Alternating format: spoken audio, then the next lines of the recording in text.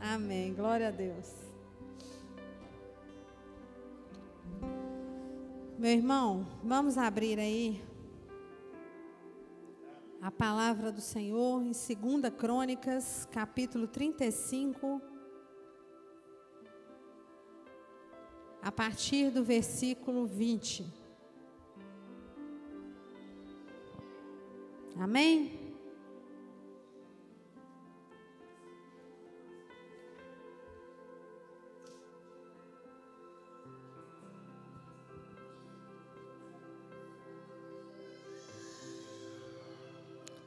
Segunda Crônicas 35, a partir do versículo 20. Eu vou ler aqui, porque aí a gente fica no mesmo texto, né? Fica melhor, né? Amém? Então vamos lá. Passados todos estes acontecimentos, havendo o rei Josias já restaurado o templo, subiu Neco, rei do Egito, para guerrear nos campos de Carquemis, junto ao Eufrates, e Josias marchou para enfrentá-lo. Versículo 21. Neco, no entanto, enviou-lhe mensageiros com a seguinte advertência: que tenho eu contigo, rei de Judá? Não interfiras nesta batalha, porquanto não vou contra ti no dia de hoje, mas contra a casa que me provocou a guerra. E mandou Deus que eu me apressasse. Portanto, cuida de não te opores tu a Deus, que é comigo, para que ele não te destrua também. Contudo, Josias decidiu não voltar atrás.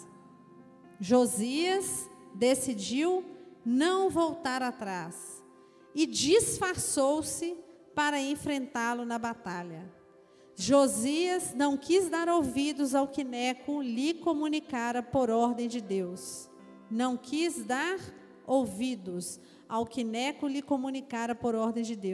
E foi combatê-lo na planície de Megido. Pode passar.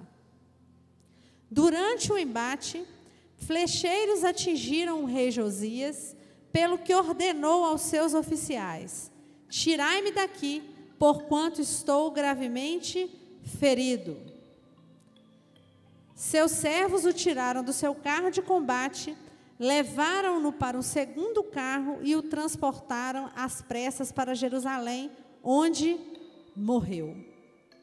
Ele foi sepultado nos túmulos dos seus antepassados, e todos os habitantes de Judá e de Jerusalém choraram por ele. Agora, vamos lá no livro do profeta Isaías,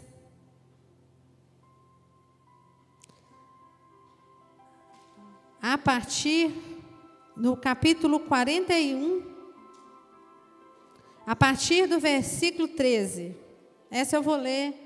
Então, isso aí todo mundo ama essa passagem, eu vou ler aqui na minha mesmo para andar mais rápido. Porque eu, o Senhor teu Deus, te tomo pela tua mão direita e te digo: não temas, eu te ajudo. Não temas, tu verme de Jacó, povozinho de Israel, eu te ajudo, diz o Senhor, e o teu Redentor é o Santo de Israel.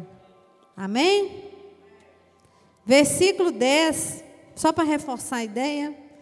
Não temas, porque eu sou contigo. Não te assombres, porque eu sou o teu Deus. Eu te fortaleço, eu te ajudo e te sustento com a destra da minha justiça. Amém? Quem quer essa promessa sobre a vida? Todo mundo quer essa promessa, não é isso, gente?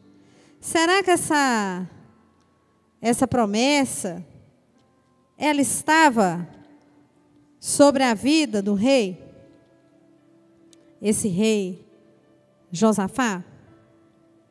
O que vocês acham? Será que essa promessa estava sobre a vida dele? Perdão, Josias? O que vocês acham? Sim ou não? Sim, sim. Esta promessa estava sobre a vida dele, não só sobre a vida dele, como sobre a vida de cada um de nós, não é assim? Nós não aprendemos que a palavra do Senhor, ela vale para todo mundo?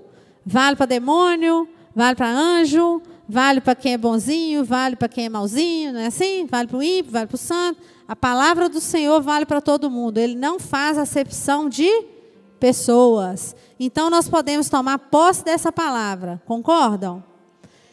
Porém, nós estamos aqui diante de um fato bíblico, né? Que nós lemos aqui o triste fim de um rei que era um rei temente a Deus, um rei que era um rei obediente, que era um rei que, como poucos, cumpriu lindamente tudo aquilo que o Senhor esperava dele. O livro de 1 Reis, os livros de 1 Reis, 2 Reis, 1 Crônicas, 2 Crônicas, muitas vezes eles repetem as histórias, né? Eles contam as mesmas histórias de formas diferentes, algumas vezes mais resumidas, de forma mais resumida, outras vezes de forma mais ampla. Nesse caso aqui, nós estamos falando de um rei que era filho de Manassés. Manassés foi um dos reis mais abomináveis de Israel. Manassés era um rei idólatra, um rei que sabia que a idolatria dava problema, não se preocupou, queimou incenso, fez poste, bagunçou o coreto todo. No entanto, Josias, ele sempre foi um rei muito obediente. Josias restaurou o templo. Josias celebrou a Páscoa, e a Bíblia vai falar que ele celebrou a Páscoa como há muito tempo essa Páscoa não era celebrada entre o povo de Israel. Ele restaurou a lei, ele cumpriu todos os protocolos. A Bíblia vai dizer, né, que ele foi um rei que agradou ao Senhor, que foi cumpridor de todas as ordenanças, né, daquela época, embora não houvesse nenhum motivo para ele fazer isso, porque exemplos ele não teve, né? E ele começou muito jovem. Eu fiz a conta aqui, né? Ele já começou a ser orientado pelo Espírito Santo. Ele era um rei muito jovem. Então a gente percebe que era um rei que tinha ouvido para o Senhor. Ele era um rei que tinha temor do Senhor. Ele era um rei obediente. No entanto, mas, porém, contudo, todavia, entretanto, a palavra vai falar que depois de tudo isso, o versículo 20 começa com essa expressão, depois de tudo isso, ou seja, depois de experimentar a obediência, experimentar a glória de Deus, experimentar a proteção do Senhor, tudo aquilo que Deus faz por nós, por todos aqueles que andam observando os seus estatutos, o rei Josias percebe que o rei do Egito, o faraó, né, esse faraó Neco, vinha guerrear com outro reino. E Josias vai em direção a ele. Esse Neco chega para ele e fala aqui, ó, presta atenção. Quem me mandou guerrear foi o seu Deus.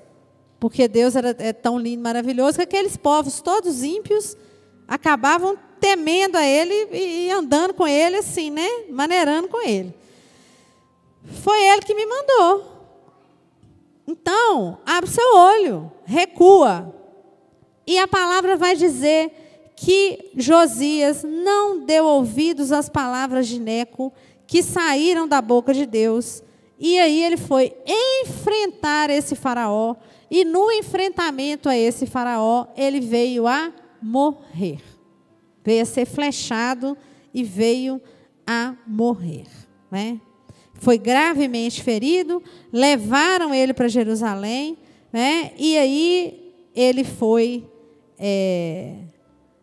morto e enterrado lá entre os pais dele, né? Como era devido àquela época. Quando a gente vai ver ministrações sobre essa morte de Josias, vocês vão ver muitos aconselhamentos, a palavra, a moral da história, digamos assim, né?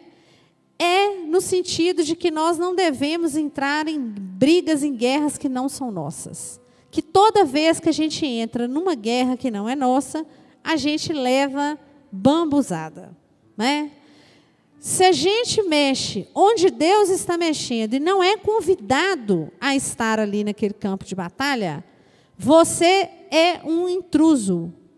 Você não faz parte daquele tabuleiro de xadrez. Então, a chance de você sair experimentando consequências ruins é muito alta. Por quê? Porque você não está ali revestido da autoridade necessária para estar naquela batalha. Né? Isso a gente vê muitas vezes, né? Pessoas querendo servir a Deus, sendo que elas mesmas não estão dando conta da própria vida delas. Então você vê, às vezes, pessoas que entram em batalhas, inclusive batalhas espirituais, para as quais elas não estão prontas e acabam sofrendo todo tipo de retaliação. Né? A palavra do Senhor diz que lá em Lucas, que Jesus alcança graça diante de Deus e diante dos homens, não é isso? Então, muitas vezes as pessoas não têm graça diante de Deus para estar na batalha, não têm graça diante dos homens para estar na batalha, não consegue cuidar da sua samambaia, mas está querendo salvar a Amazônia. E sabe o que acontece, gente? A pessoa sofre e sofre muito. Né? Tem gente que vê uma discussão, a coisa não tem nada a ver com ele, e ele está lá indo meter o dedo, né, metendo a cara, e aí começa a sobrar para ele, ele não sabe por quê. Ah, mas por quê? Né? A gente está vendo muita afetação na internet, as pessoas afetadas, querendo dar opinião. Tem gente discutindo que parece até que vai ter um cargo no próximo governo. Né? Tem gente que está tão afetada, você fala, não é possível, esse cara vai ser ministro. Outro dia eu falei, a pessoa começou uma discussão comigo de vacina, se era para vacinar, se não era para vacinar. Né? Eu falei assim aqui, deixa eu te falar, eu não vou discutir isso não, sabe por quê? Eu não sou dona da empresa, né? Eu não sou dona do laboratório, eu não convenço ninguém. Quem é que convence a pessoa, gente? Somos nós ou o Espírito Santo? O Espírito Santo. Se o Espírito Santo não está conseguindo, quanto mais eu. Quem sou eu na fila do pão, né? Vermezinho de Jacó. Então, a gente acaba entrando em guerra que não é nossa. E aí o Senhor está pondo isso no meu coração aqui agora. Nós conhecemos a palavra, não conhecemos? Nós sabemos que para Jesus voltar, as coisas vão o que antes dele voltar? Melhorar ou piorar? Piorar. Por que a gente está discutindo sobre homens consertarem um país? Vocês acreditam que seres humanos vão consertar o país? O mundo? Vocês acham que falatório de internet vai barrar uma política de gênero? Que vai acabar com a homossexualidade? Que vai acabar a droga? Vai acabar aborto? O fato de você ficar dando opinião? Vocês acham mesmo? Vocês me desculpem, mas eu acredito que Jesus precisa voltar. E isso é bíblico. Antes dele voltar, tudo vai piorar. Então, para que eu estou brigando? Isso significa que eu não tenho que ter compaixão das vidas? Mas é engraçado que a mesma pessoa que vai lá na internet e fica na lacração lá, seja a lacração cristã, porque não é cristão ficar batendo boca, por isso que eu estou falando entre aspas, fica na lacração cristã, ou na lacração, né, anticristã, digamos assim, não tem coragem de chegar perto de uma pessoa que está sofrendo no trabalho dela e falar de Jesus para ela. Está mais preocupada em ficar debatendo se pode abortar, se não pode, se não sei o que. Ao invés de chegar perto da pessoa, ter percepção, discernimento espiritual, esta é a batalha para a qual o Senhor te convocou e me convocou. Uma batalha de expansão do reino, uma batalha de dar bom testemunho, uma batalha de ser veículo de conversão, ser veículo de pacificação. O Senhor não está te convidando para debater ideias políticas, ideológicas. Ele está chamando para isso, não. Sabe por que uma pessoa convertida, você não precisa convencê-la a respeito para quem ela vai dar o voto dela. Isso aí é uma questão que é consequência. Então, ao invés de nós trabalharmos com a causa, nós estamos trabalhando com a consequência. Tem batalhas que não são para nós. E tem batalhas que são para nós. A batalha da conversão, do evangelismo. Esse é o nosso chamado. Amém? Amém? Pastora antipolítica? Talvez seja. Talvez eu seja. Falei, eu sou do partido de Jesus. Esse aí eu defendo até o fim dos tempos. Meu sonho é ver o William Bonner anunciando nas colinas de Jerusalém, Jesus Cristo. Oh, ai, que lindo. Ia ser lindo, gente? Ia ser lindo. Nossa, eu fico sonhando com isso, assim. Tem hora que eu fico assim, sabe? Imaginando. Sabe? Aquela volta, assim. Onde que o presidente dos Estados Unidos ia enfiar a cara? Onde que o Putin ia correr? Que bomba que eles iam soltar? Né? Esse sim. Mas não é desse assunto que eu estou querendo tratar aqui hoje. Quando o Senhor me deu essa palavra, e Ele foi bem insistente, porque Ele mandou essa palavra 2 vezes, eu demorei assim, uns 3 dias para entender o que é que Ele estava querendo me mostrar. Minha santa ignorância, eu demorei. Ele não estava querendo me mostrar a respeito de comprar brigas que não são minhas. Eu confesso para vocês que eu perguntei para ele, Senhor, que briga que eu estou comprando, que não é minha? Me mostra. Ai, ai, ai, né? Não é isso. O que o Senhor tem para te dizer essa noite, e foi o que Ele me disse, eu compartilho com vocês, é que o Senhor, Ele precisa mais do que a nossa obediência. A gente fala muito de obediência, não fala? Eu, pelo menos, sou a rainha de falar da obediência. De 10 palavras, 7 eu vou falar. Obediência, obediência, obediência. Porque a obediência é que nos blinda. É a obediência que nos santifica. Não é? É a obediência que nos santifica. É a obediência. Inclusive a palavra fala que melhor é obedecer do que sacrificar. Só que o que o Senhor quer de nós, gente, é muito mais do que obediência. Ele quer o protagonismo. E tem uma diferença muito grande entre ser obediente e entre admitir o protagonismo de Deus na sua vida e na minha. Quando nós vamos a Isaías e lemos esse trecho tão famoso, tão repetido, que nos dá tanta alegria, que traz tanto refrigério na nossa alma, nós tomamos posse disso. Mas é importante entendermos que se o nosso general é Cristo, quem é que vai à frente da batalha? Sou eu? É Ele que vai à frente. Só que esse Ele que vai à frente tem que sair do nível da linguagem e passar para o nível da atitude. Tem que sair da fala e ir para o nível da atitude. Obediência traz fidelidade. Obediência atrai a fidelidade de Deus para a nossa vida. Fato. Né? Fato. Você quer que Deus seja fiel? Seja fiel a Ele. Ele não tem parte com quem não é fiel a Ele. Ele tem parte assim, porque Ele é tão misericordioso que Ele ainda entra com a misericórdia ainda na vida do rebelde. Porque Ele é muito bom. Mas Ele é muito bom mesmo. A fidelidade decorre da obediência, da nossa fidelidade. Porém, Ele quer mais. Ele quer algo além. Ele quer que você, que eu, que nós peguemos as nossas questões, as nossas decisões, as nossas atitudes, tudo que nós somos e que nós passemos à mão dele, sem vírgula, sem pontos vírgula, sem isso aqui não, sem o eu acho que é isso, ou é assim, Ou eu quero a felicidade, depois eu interpreto a Bíblia. Ele quer ser o protagonista. E ser protagonista, gente, não é fazer só você obedecer à Bíblia.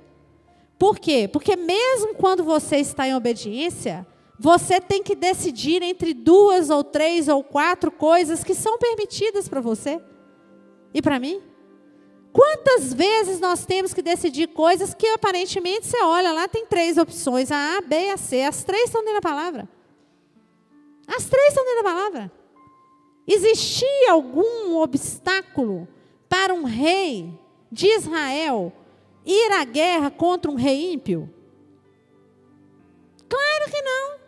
Um rei idólatra. Aí chega o mesmo rei idólatra e fala para ele assim: não vem não, porque o seu Deus falou para você ficar quieto. Qual que é a tendência desse rei? Acreditar ou não no que um rei idólatra está falando para ele em nome de Deus? O que vocês acham, gente?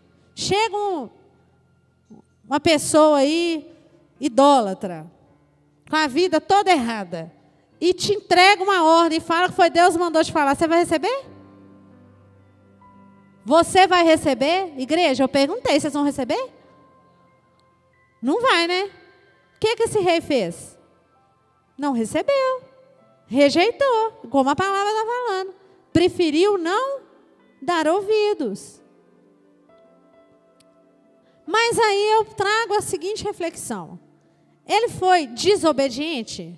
Ele pecou? No sentido de desobedecer uma lei de Moisés, romper, ir contra o irmão da tribo de Judá. Ele quebrou a lei mosaica, que estava vigente na época? Não, ele não quebrou. No entanto, ele sofreu graves consequências, porque ele morreu. Porque ele morreu. E por que veio essa consequência para ele? Porque ele pecou? Não. Porque ele simplesmente negou protagonismo a Deus na vida dele. E nós fazemos isso o tempo inteirinho. Quer dizer, né? Eu faço, né? Eu não sei se vocês fazem. Dar protagonismo a Deus é deixar Ele brilhar. Tem uma amiga minha que falou comigo, acho que foi ontem ou hoje, ela falou assim: Viviane, quando o sol da justiça brilha, estrela nenhuma pode brilhar para concorrer com ele, não? Não é lindo isso? Ela não foi muito feliz nessa frase? E, no entanto, a nossa estrela, de vez em quando, fica concorrendo com Deus. Em vários momentos, a nossa estrela concorre com a estrela, com o sol da justiça. Por quê? Porque nós somos soberbos. Porque nós somos soberbos. Porque nós achamos que nós sabemos muito. Porque sempre achamos, na maioria das vezes, que estamos certos. Que estamos caminhando na direção correta. Porque nós esquecemos de perguntar para Deus qual é a direção correta. A gente se limita a ver se está dentro da palavra ou não está e sai fazendo. É ou não é? Num nível de relação com Deus muito pequeno. A água está batendo aqui, ó. Quando você está falando de obediência, a água está no tornozelo. A água não chegou aqui, muito menos aqui, porque quando chega aqui, como está lá no livro do profeta Ezequiel, quando chega aqui, o rio está fluindo. Você flui no rio. Alguém aqui já boiou em rio? Alguma vez na vida? Você conseguiu mandar no rio para o rio voltar para trás com você? Você simplesmente fluiu. Você simplesmente foi. Não existe. Se você quer ter uma vida abençoada, assim como eu quero, eu acredito que todos aqui queremos, nós estamos aqui por isso, para buscar a presença de Deus, o conforto do Senhor, o cumprimento dessa palavra maravilhosa de Isaías, de que não temas, porque eu sou o seu Deus, eu faço. Olha o tanto de verbo, é tudo eu faço, eu batalho, eu protejo, eu guardo. Então, o porquê dessa mania terrível de ser o protagonista da sua vida? Isso é discurso de autoajuda do mais barato, do mais mequetrefe. E eu estou querendo dizer que é para você deitar no sofá da sua casa, pegar o controle remoto e ficar lá? Não, o Senhor nos trouxe para agir. É o Salmo que fala. Os céus pertencem a Deus, mas a terra Ele deu aos homens. Mas na hora dessa atuação, nós precisamos, em nome de Jesus, diminuir, reduzir. E é nesse sentido que o Senhor, quando está lá diante de Moisés, a sarça ardendo, Ele fala, tire as sandálias. Quando o anjo do Senhor aparece lá para Josué, para anunciar para Josué, que é para ele ir para Jericó, instruir ele, o que ele fala? Tira as sandálias. Tem gente que encara isso numa perspectiva religiosa, que é para tirar a sandália, para pisar no altar, porque o altar... Aqui, hello. Vamos dar uma nadadinha mais fundinha. Quando você tira a sandália, ele está querendo dizer, tire o seu modo de caminhar. Por isso que na batalha espiritual você calça a anunciação do evangelho da paz nos pés. Porque o seu sapato e o meu sapato não servem para caminhar com ele, quando ele é o protagonista. Tem gente que fica repetindo, Deus está no controle, Deus está no controle. Eu fico imaginando Deus olhando assim, Tem gente que fala que Deus está no controle e senta de copiloto e fica assim, Senhor, tá indo rápido, hein, papai? Dá uma reduzida aí, né? Ô, papai, tá demorando demais, acelera esse motor aí, ó. Papai, a quarta marcha, passa a quarta, vira a direita, não, vira a esquerda. Ô, pai, que isso, pai? Que caminho é esse? Esse lugar aqui está perigoso. A pessoa não dá sossego para Deus trabalhar na vida dela. Ela só falta falar com Deus assim, eu sou um ótimo motorista. Espera aí que eu vou te ensinar aqui. Vou interpretar a Bíblia aqui, que está tudo lindo. Para. Nós temos um exemplo bíblico de um homem que apesar de obediente, Deus não era o protagonista da vida dele. Sabe quem que era esse homem? O apóstolo Paulo. O apóstolo Paulo. O apóstolo Paulo, ele era extremamente obediente e disciplinado, não era? Tanto é que ele foi perseguir o cristão lá, porque quebrava a lei de Moisés. Disciplinado. Agora me fala uma coisa. Antes da conversão, qual era a comunhão que esse homem tinha com Deus? Para ter visto Jesus e não ter reconhecido o Messias. Me fala se ele tinha comunhão? Tinha, gente? Não. Ele era obediente. Mas protagonismo, ele era o dono de toda a sapiência. Criado aos pés de Gamaliel. Patati, patatá, falava grego, falava hebraico, falava não sei quantas línguas. E aí o Senhor fala para ele, Saulo, Saulo, por que me persegues? Dura coisa é recalcitrar contra os agrilhões. Ou seja, só faltou se fosse hoje, Jesus ia chegar, e aí meu filho, aceita que dói menos. Aceita que dói menos, que eu que mando nisso aqui, eu que sou o protagonista, para de bater a cabeça. Tem muito sofrimento na nossa vida que decorre da ação do inferno. Eu não tenho dúvida disso. Mas tem muito sofrimento que decorre da nossa falta de sabedoria diante de Deus. Pecado de egolatria. A idolatria do eu. Eu sei, eu faço, eu aconteço, nananã, eu sou tal, eu já sei, nananana. E o Senhor vai ficando. Você vai para o inferno por causa disso? Vocês acham que Josias foi condenado? pela palavra, né? Que a gente não estava lá com Josias, né, para saber se ele xingou, se não xingou, enfim. Vamos pensar que a gente tem aqui a palavra. Ele foi condenado? Antigo Testamento não tinha Jesus, né? Depois Jesus desce lá no Hades e todo mundo reconhece ele e sobe com ele, né? A ideia é essa. Mas vamos supor que Jesus já existisse aqui. Ele estaria condenado ao fogo do inferno? O que salva a gente? Hein, gente? O que salva a gente? A nossa fé. A nossa fé. Esse é o processo de salvação. Nós somos salvos pela fé em Jesus. Aquele que crê e for batizado será salvo. Depois disso, começa um outro processo, que é o processo de santificação, também conhecido como libertação. Eu já vim aqui algumas vezes falar isso. Que se libertação fosse mandar a capeta embora, eu ia mandar em mim mesma, assim, para ficar bem rápido o meu processo de evolução. Se tiver jeito, né? Uma moleza. Chegou um lugar, não sei o quê, papapá, mão para trás, joelho no chão, papapá, tchau. Ó, tá ótimo, zerou o quilômetro. Né? Eu falo isso com vocês, todo mundo ri, mas não é, gente? É uma maravilha, né?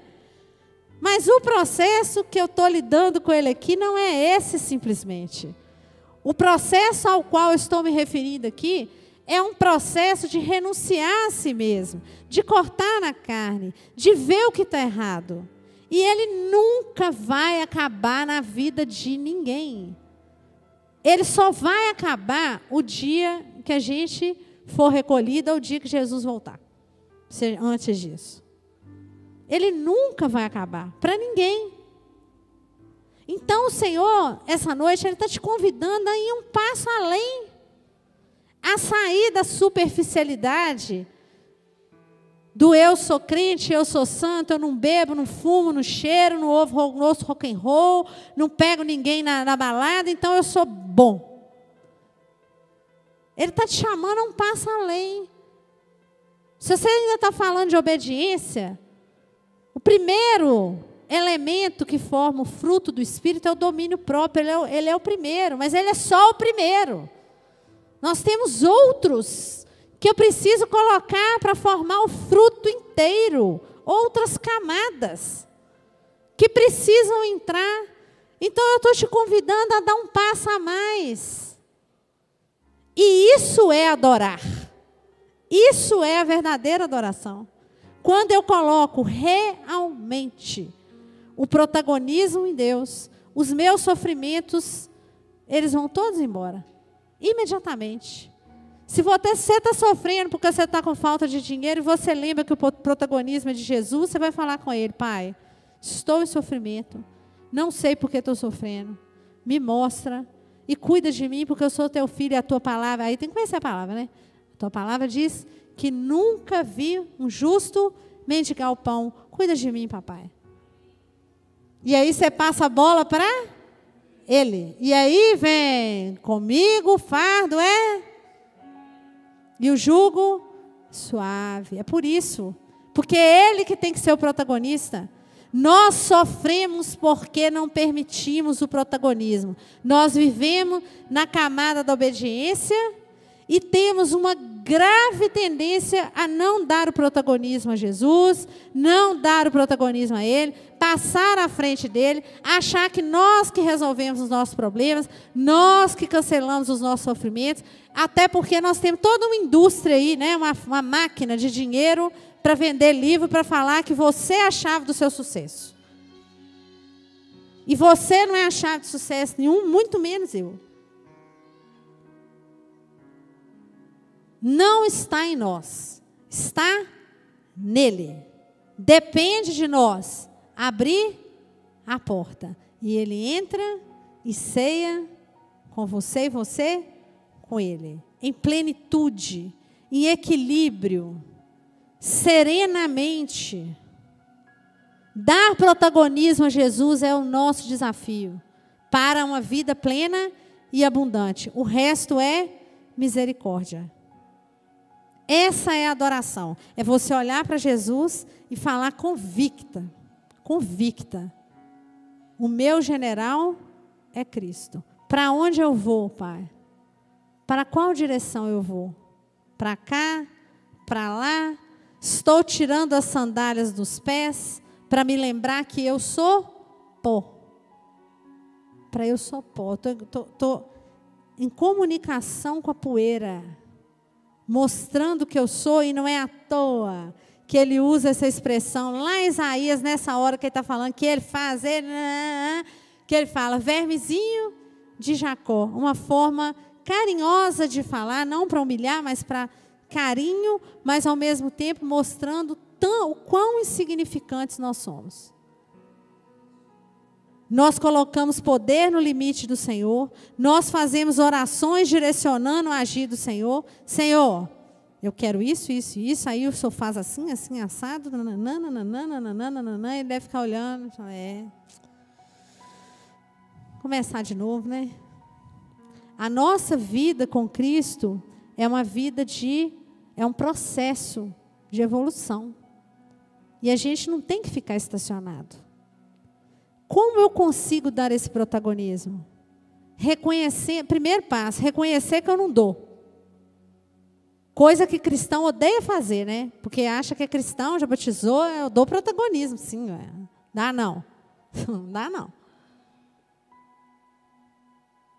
Reconhece que você não dá protagonismo. Pede perdão porque você não dá protagonismo. Vigia para que você não retire esse protagonismo ao longo dos dias, das semanas, agindo no automatismo, sem pensar. Vigia e busca se relacionar com Ele. Porque Ele é tão cuidadoso que muitas vezes, embora a gente não tenha colocado Ele no protagonismo, Ele nos dá livramento das consequências como essa que Josias teve aqui.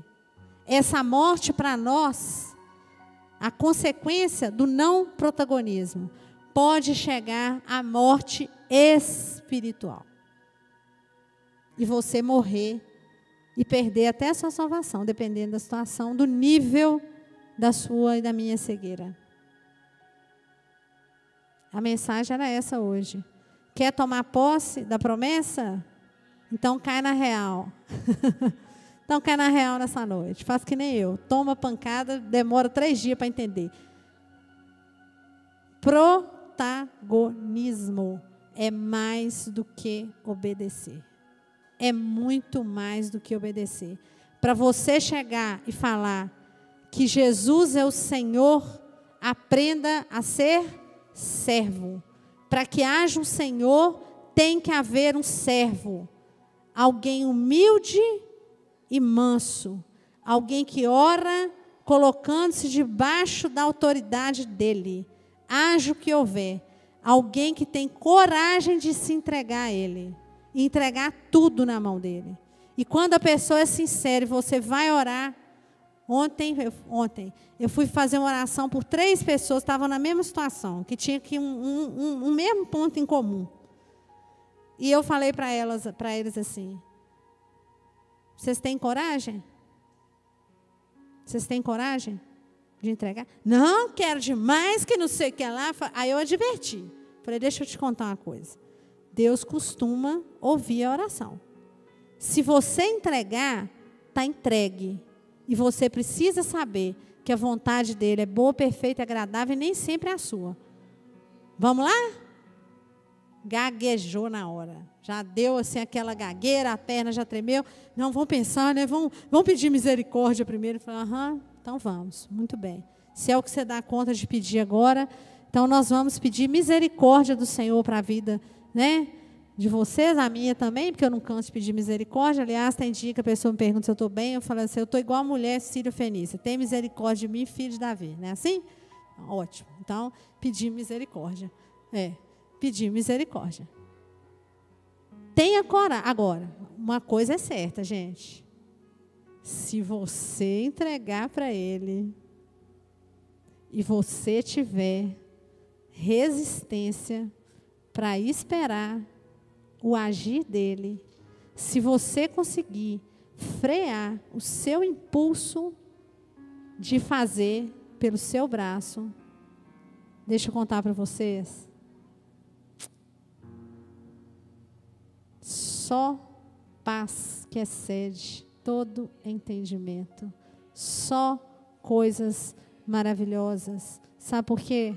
Com Ele, com esse sol da justiça brilhando, e você andando na direção dele, haja o que houver, você pode sofrer o que quiser, o mundo pode tramar, inferno pode levantar, e você vai continuar, e você vai passar sorrindo até o dia em que a gente vai encontrar com esse Pai lá no céu. Amém? Vamos orar então. Vamos pedir misericórdia para o filho de Davi. Gente, eu encorajo vocês a refletir nessa palavra. Eu encorajo vocês. Eu quero ver se nos próximos dias eu continuo nessa reflexão, nessa onda boa.